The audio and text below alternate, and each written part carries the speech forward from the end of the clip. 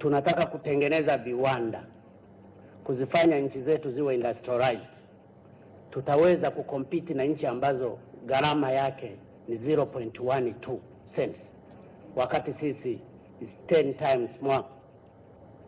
Haya ni maswali ambayo sisi ndani ya East Africa Community ni lazima kila mmoja wetu tujiulize, je, tutafika hapo? These are the challenges. Lakini pia tafiti zinaonyesha gharama ya juu ya umeme zina cost kuongeza gharama ya uzalishaji, na hivyo zinashusha pato la taifa kwa 2% na kuongeza gharama za uzalishaji kwa 40%. Sasa kama pato la taifa linashuka kwa 2% na gharama ya usafirishaji inakuwa 40 times %, hizo nazo ni challenge. Tunapopeleka miradi kama hii, tunapodiscuss katika miradi hii, ni lazima ndani ya East Africa Community viongozi, Secretary General, mawaziri, makatibu wakuu na sisi marais, ni lazima haya tuyaweke maanani. Je, tutaweza kukompiti ikiwa gharama za uzalishaji katika nchi za Afrika, hasa East Africa, ni 40% kubwa ukilinganisha na mahali pengine? Mimi nawashukuru waliowakilisha, wamezungumzia barabara nyingi na sitaki kuzizungumza hapa kwa ajili ya time, lakini tujiulize, kwenye mwaka 2014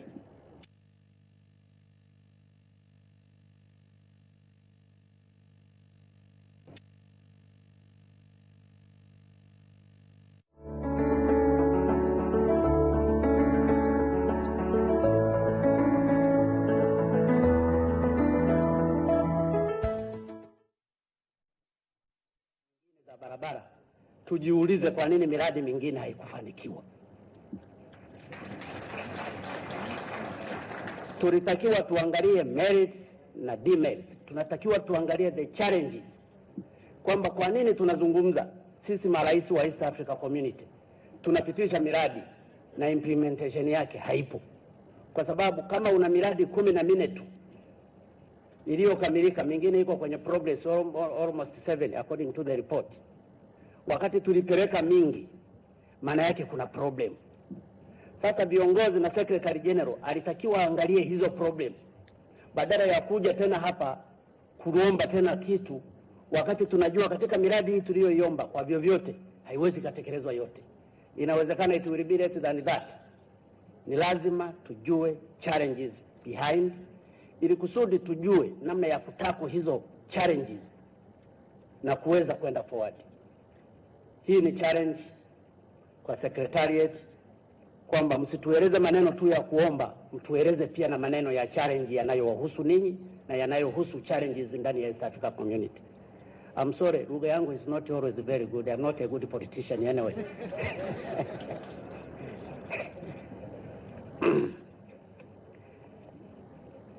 Mheshimiwa Mwenyekiti, kuhusu afya yamezungumzwa mengi, na mimi nakubaliana na wewe kabisa the challenges ambazo umezungumza katika afya.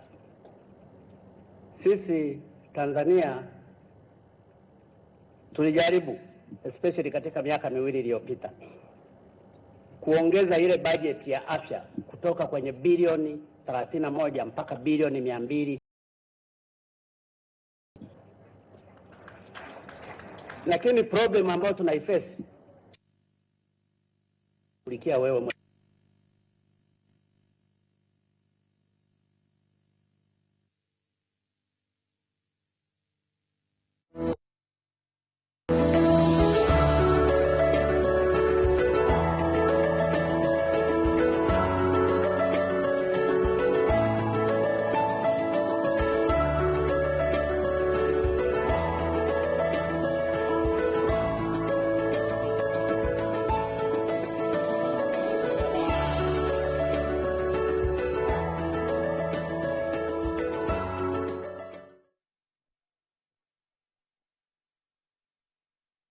very much. zingine zote tunaagiza nje ya Afrika Mashariki. Nimemwona hapa rafiki yangu, ndugu yangu Mfuruki, ambaye ana represent private partners, PPP, private people to do business.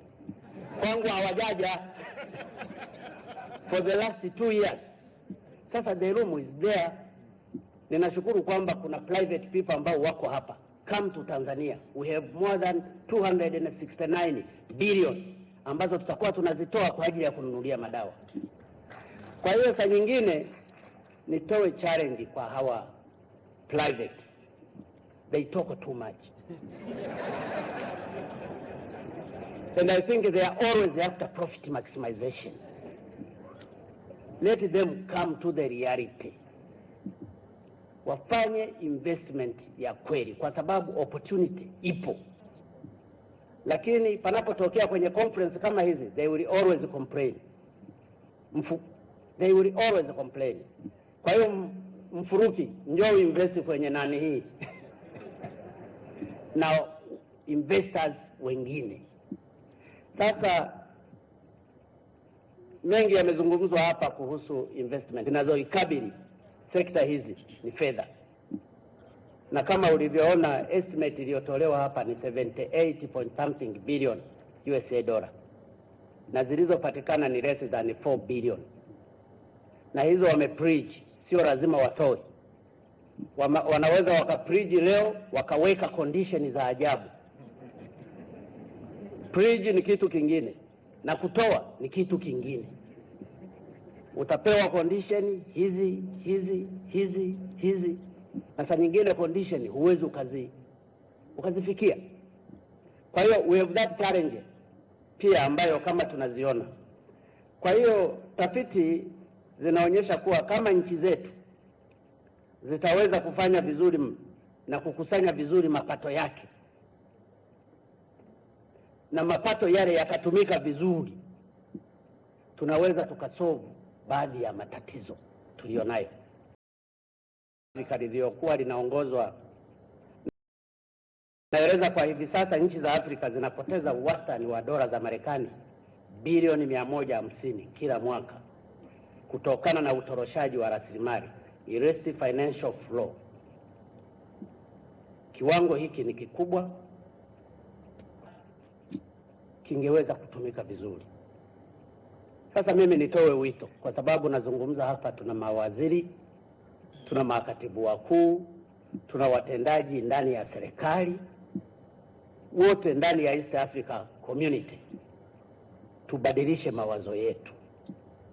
Zile fedha tunazozikusanya, yale mapato tunayoyapata, tuyatumie vizuri, ili baadhi ya miradi tuihandle vizuri sisi wenyewe.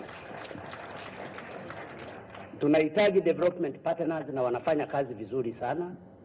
Tunahitaji PPP, lakini tunatakiwa pia na sisi ndani ya East Africa Community zile resources zetu tunazozipata zitumike vizuri. Ninalisema hili kwa experience ndogo niliyokuwa nayo katika miaka miwili. Tuliomba sana fedha kwa ajili ya kujenga standard gauge kutoka Dar es Salaam kuja Dodoma, kilomita 726. Hatukupata. Na saa nyingine condition zilikuwa juu. Tukaamua ngoja tuanze sisi wenyewe. Tumekusanya hela kutoka hizo za Watanzania. Sasa hivi tunajenga kilomita 726 kwa 3.5 billion USA dollar, na fedha zipo, hata leo zipo, hata kandarasi angeomba leo tungemlipa zote. Hilo limewezekana kwa sababu tumebana. Tunajenga sasa hivi Stigler's Gorge ambayo itakuwa inatoa umeme zaidi ya megawatts 2100. Umeme wote wa Tanzania mpaka leo ni megawatts 1460. Tumekuwa na matatizo kubwa sana kwenye umeme ya kulipa macapacity charges. Tunaambiwa walete private people, na unapowaleta they charge according the way they want to make money. Tumeamua tuanze kujenga sisi wenyewe. Kwa hiyo private people tunawahitaji, lakini lazima twende with reservations. Wale sio baba, sio mama, wamekuja kufanya biashara, na kwa sababu wamekuja kufanya biashara ni lazima tuwe careful. Mfanya biashara siku zote yuko after profit maximization. Fedha za Stiegler's Gorge zipo, tumeshatangaza tenda na kandarasi ataenda. Najaribu tu kutoa mifano, na mifano mingi inafanywa na nchi zingine ndani ya East Africa Community. Ninachotaka kusema, vitu hivi vyote ni lazima viende pamoja. Development partners tunahitaji misaada yao, na tunahitaji sana, and they have been doing a very good job for the last 50 years. We need them, and I thank them for their support. Lakini PPP inahitajika, lakini we are supposed to be very careful with this PPP. It can be a very bad animal. Na hili mimi nalizungumza ukweli. Inaweza ikawa ni njia fulani nyingine ya kutengeneza hela zaidi with the good name of PPP. Ni lazima tufanye, watu wetu ndani ya serikali zetu wafanye a fair evaluation na wawe wazalendo in a win-win situation. Lakini la tatu, ninataka sisi serikali zetu na watendaji wote ndani ya serikali wawe conscientized kwamba the time is not with us. We are supposed to make sure that the little resource we get is supposed to be spent properly kwa faida ya wananchi wote ndani ya East Africa Community. Mheshimiwa Mwenyekiti, I don't want to use your time, lakini ninashukuru sana, na sisi we concur with all this presentation, we will support it. Thank you very much.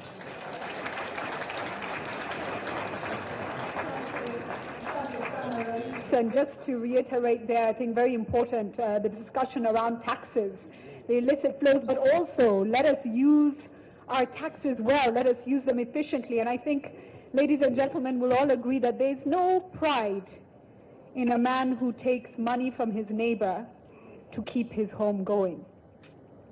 Is there pride? And so let us work with development partners, but let's get up as Africans and have pride and do what we need to do to keep our countries going. And I'll just reiterate the fact that efficiency and service delivery has been repeated by all heads of state here. Can I see the hands of all cabinet secretaries, ministers, anybody in public service? Please put your hands up. Anybody in public service, please put your hands right up. You need to deliver. I think you need to be aware.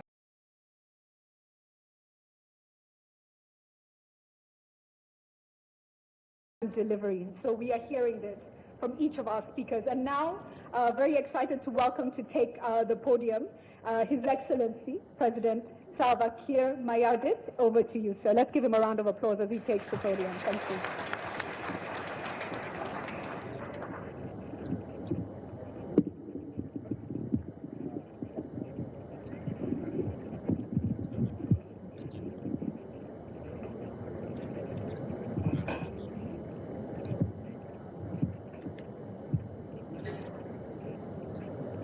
Your Excellency,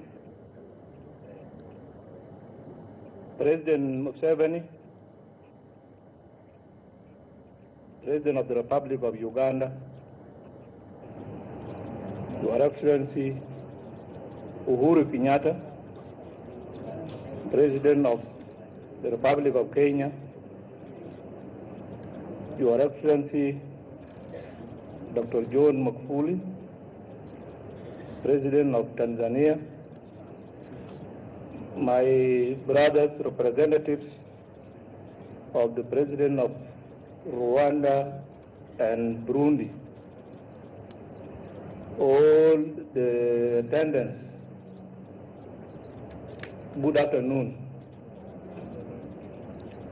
I will not take your time because I don't have a statement to make. I'm the youngest member of this community, and I'm drawn into a very serious conflict that has blocked the development of this young country. There are people with you here who are talking about democracy and talking about transparency. I don't believe them. Don't accept what they are saying. If there are oppressors, they are the most oppressors.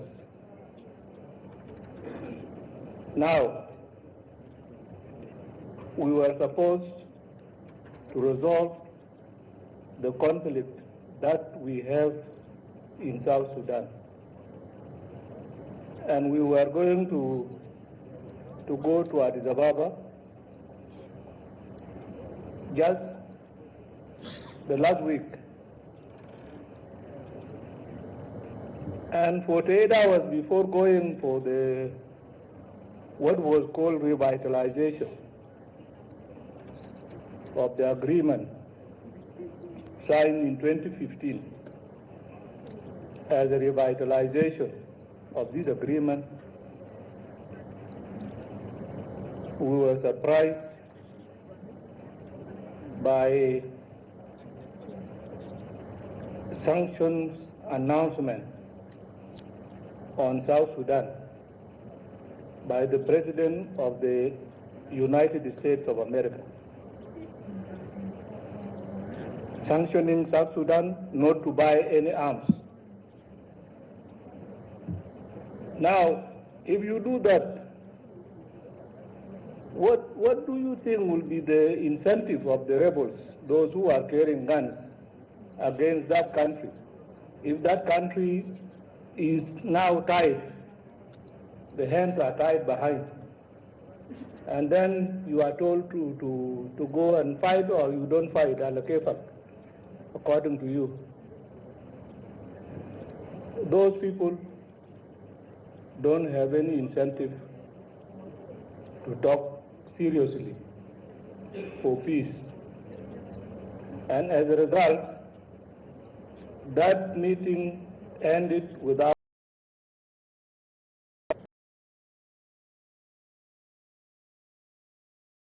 the rebels saw that the government is going to fall, and so they don't have any reason to disturb themselves. Is that the fair way of doing things? Anyway, what we need, I personally, what I need from the member state of the East African community is to remain as they remain as a bloc, and not to allow member states to be bullied by those who would want to